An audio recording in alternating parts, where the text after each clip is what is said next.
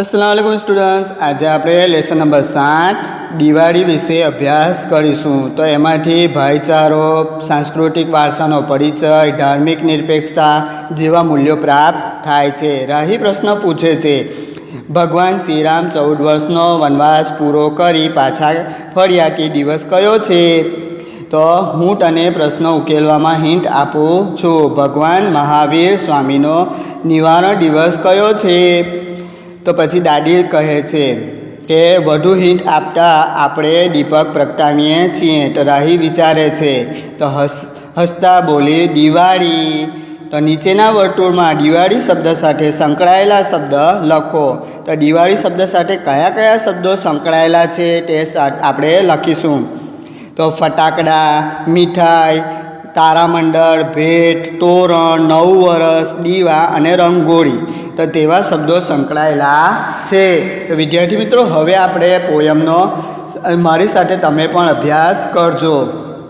દિવાળી આવી, શું શું લાવી, રજા લાવી, મજા લાવી, માતા આવ્યા, પિતા આવ્યા, હલવાઈ પાસેથી મીઠાઈ લાવ્યા, મામા આવ્યા, કાકા આવ્યા, રમકડા લાવ્યા, ફટાકડા લાવ્યા, મામી આવ્યા, કાકી આવ્યા, દીવડા લાવ્યા, નડિયાદી ચેવડો લાવ્યા, મિત્રની ટોળી આવી, સખીઓની ટોળી આવી, ભાઈચારાની ચાહટ લાવી, દોડધામ વચ્ચે રાહત લાવી, દાદા આવ્યા, દાદી આવ્યા, મહેમાન લાવ્યા, ફરમાન લાવ્યા, નવા વર્ષના અરમાન લાવ્યા, દિવાળી આવી, શું શું લાવી, રજા લાવી, મજા લાવી।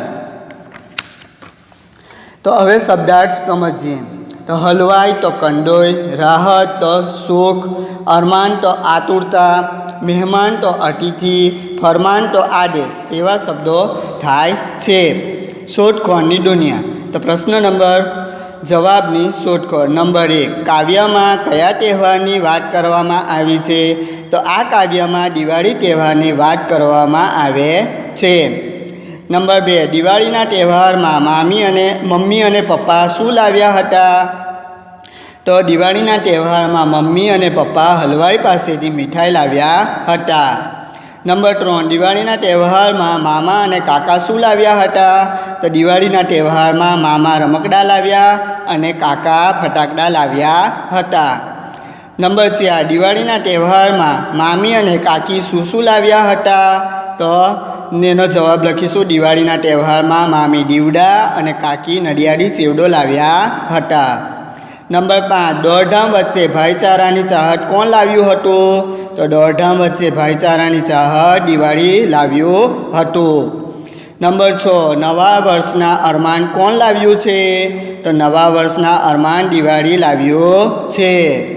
પ્રશ્ન નંબર 2, કવિતામાંથી પ્રાસયુક્ત શબ્દોની જોડી શોધીને લખો। તો પ્રાસયુક્ત શબ્દ તો આવી ને લાવી, પછી આવ્યા ને લાવ્યા, મહેમાન ને ફરમાન, તેવા પ્રાસયુક્ત શબ્દો કહેવામાં આવેલા છે।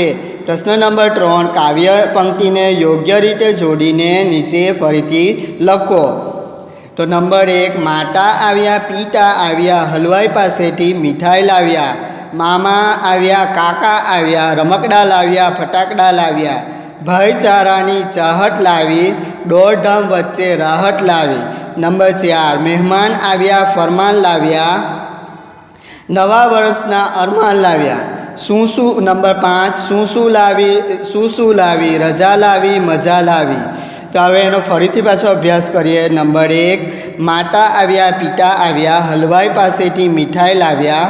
નંબર 2, મામા આવ્યા, કાકા આવ્યા, રમકડા લાવ્યા, ફટાકડા લાવ્યા।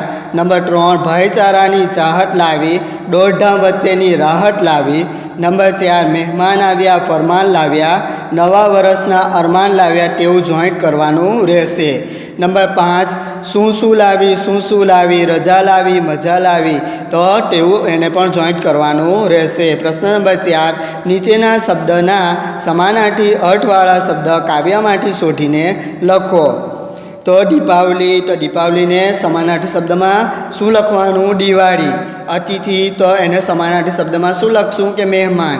કંડોય, તો એને સમાનાર્થી શબ્દમાં શું લખીશું? હલવાઈ। આદેશ, તો એને સમાનાર્થી શબ્દમાં શું લખીશું? તો ફરમાન। તેવા શબ્દો સમાનાર્થી શબ્દો થાય છે। પછી પ્રશ્ન નંબર 5, નીચેના ચિત્ર ઓળખી તેમના નામ લખો. તો એના નામ અહીંયા કૌંસમાં આપેલા છે: શિક્ષક, લુહાર, ચિત્રકાર, કંડોઈ, રસોઈયો અને વક્તા. તો નંબર 1, પહેલું ચિત્ર શાનું છે? તો શિક્ષક. તો શિક્ષક એનું ખાલી જગ્યામાં નામ લખવાનું રહેશે. બીજું ચિત્ર શાનું છે? તો લુહાર. તો લુહાર એનું નામ અહીંયા ખાલી જગ્યામાં લખવાનું રહેશે. ત્રીજા નંબરનું ચિત્ર શાનું છે? કંડોઈ. તો એનું નામ અહીંયા ખાલી જગ્યામાં લખવાનું રહેશે. નંબર 4, તો 4 નંબરનું ચિત્ર શાનું છે? કે ચિત્રકાર. તો ચિત્રકાર એનું નામ લખવાનું રહેશે. નંબર 5 શાનું ચિત્ર છે? વક્તાનું. તો વક્તા એનું નામ અહીંયા ખાલી જગ્યામાં લખવાનું રહેશે. પછી છઠ્ઠું ચિત્ર શાનું છે? કે રસોઈયો. તો એનું નામ અહીંયા ખાલી જગ્યામાં લખવાનું રહેશે. પ્રશ્ન નંબર 6, નીચેના જોડકા જોડો.